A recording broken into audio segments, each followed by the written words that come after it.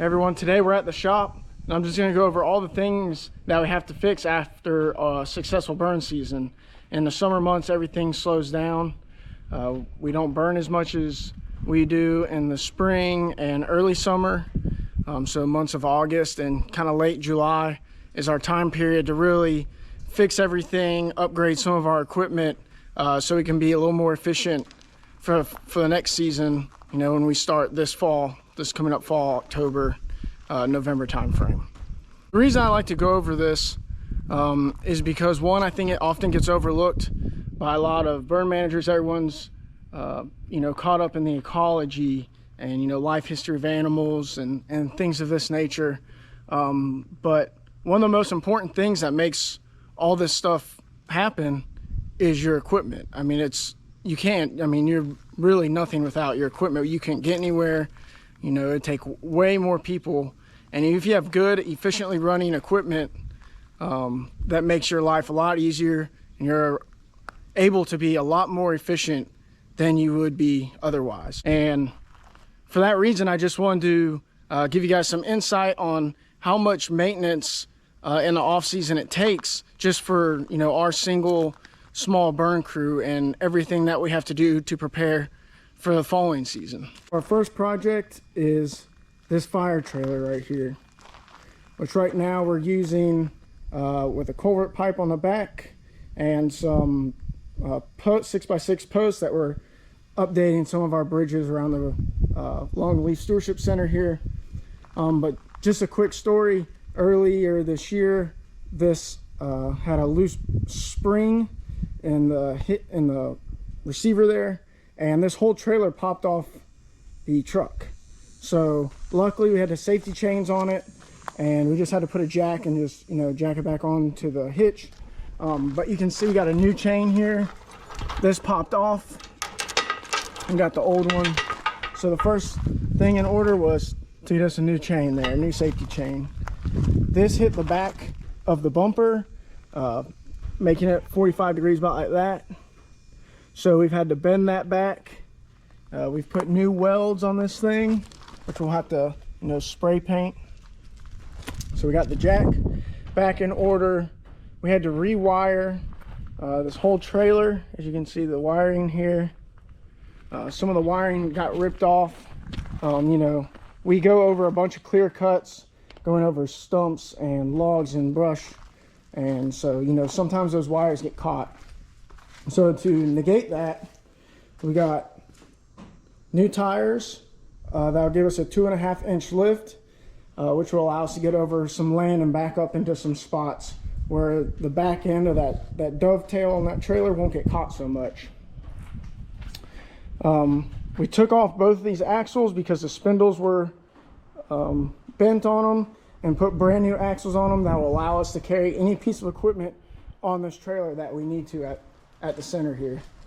So here's our old axles.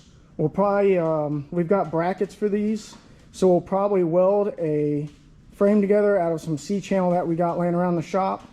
And we were thinking about making a nurse tank trailer for when we're spraying herbicide on some of our donor sites, and maybe even for extra water on our burns, so we don't have to go all the way across the unit.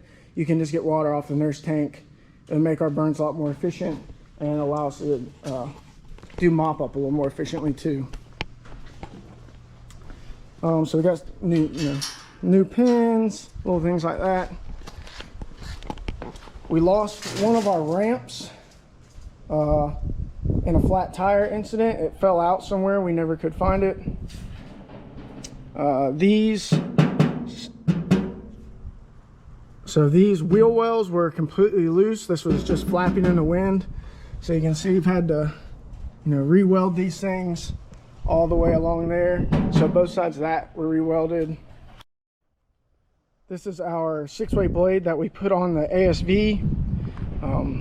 We had to repack this hydraulic cylinder here so we could use this to use for fire lines.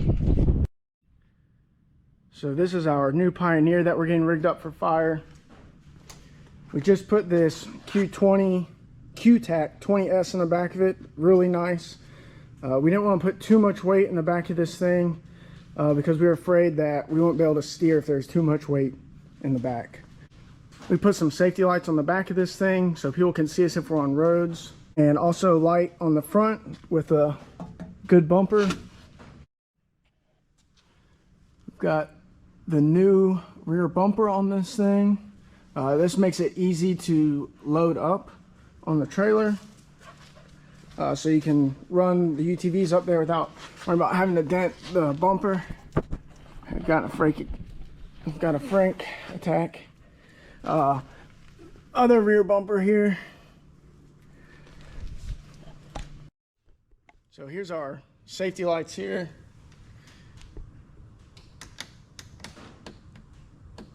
We got all different types of settings.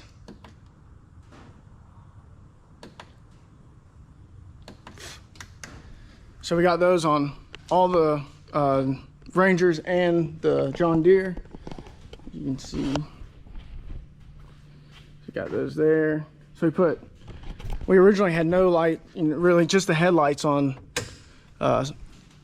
some of these pieces of equipment, and there were some times this year where we were on roads and I felt like it'd be a lot safer for us to be a lot more visible, especially if it was smoky with those flashing lights. We also reorganized our tools and our shop layout just so we can find things a little bit easier. But this is our mini striker pump here that we're putting a new air filter on, cleaning the carburetor, all the typical maintenance stuff. This thing was running a little rough at the end of the year. So we're gonna go over and clean that out real well. Got a new carburetor for our generator coming in right there. Of course, all the maintenance on all of our blowers.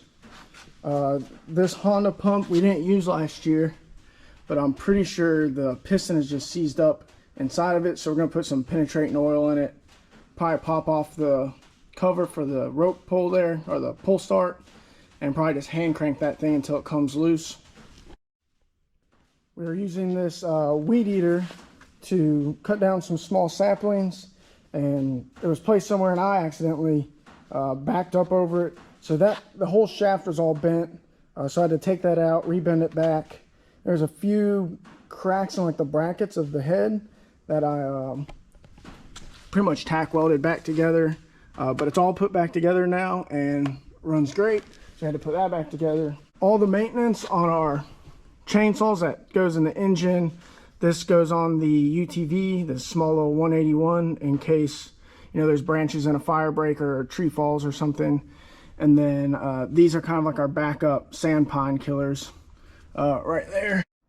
Then we got our engine, which we have off the flatbed right now. Of course, you want to go over your air filters, again, clean out the carburetor, just make sure everything's running right. Make sure this switch works.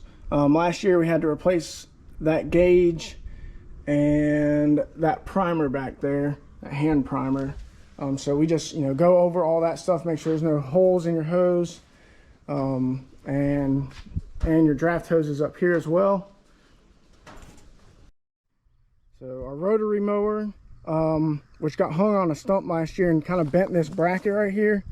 So we actually cut the original bracket off and re-welded this much sturdier C-channel. You can see right here, Blake did a nice weld on that for us, so that should be a lot sturdier and really should never bend or break again on us, hopefully. Our hay rake, which is a big old thing going down some narrow lines. You can see this one is black and that one's red because it's brand new. We caught that last couple wheels hung it on a pine tree and bent it, so we had to we just replaced basically this little bracket right here, kept the wheels, bent them back and kept them in good shape. And then lastly, our four-wheeler that we use to collect seed is in the shop right now, and we've got our gray 3500 Dodge that's in the shop that has a busted ball joint on it on the front right tire. So that's kind of just all the things we deal with other than regular maintenance of changing oil, flat tires, things of that nature. But all that stuff that I just listed, we fix all that stuff in-house.